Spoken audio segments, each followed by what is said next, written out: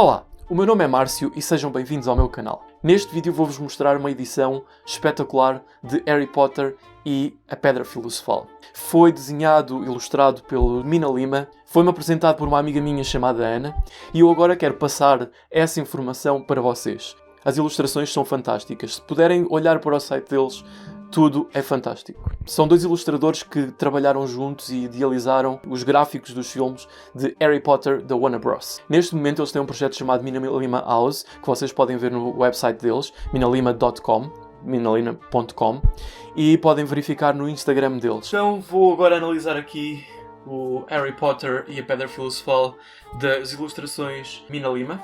Como veem, o livro é capa dura. Tem um resguardo aqui preto com alguns bruxos, não sei se conseguem ver, a voar. Ele vai acompanhando a história e vai mostrando a história através de ilustrações. Cada capítulo começa com uma ilustração, brutais mesmo. Isto, para quem conhece o filme, isto é no início, aquela cena do início. Isto é a diagramação,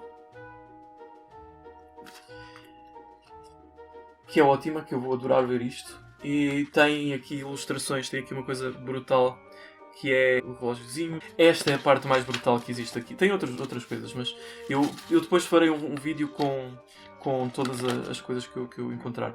Mas aqui é a diagonal, para quem já viu o filme ou para quem conhece a história, é a diagonal.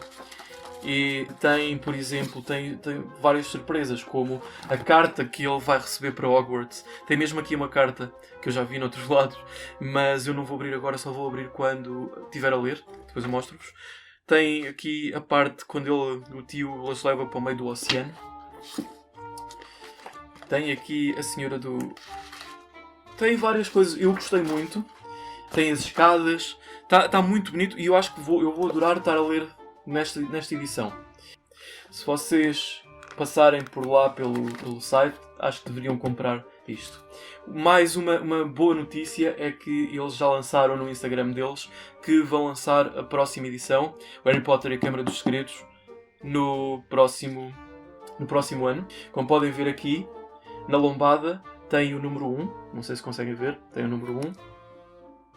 Desenhado e ilustrado por Mina Lima. O livro é simplesmente fantástico, o livro é lindo, eu recomendo. Bom, já andava à procura de uma série para ler isto. E agora com esta nova edição vai ser espetacular. Mesmo.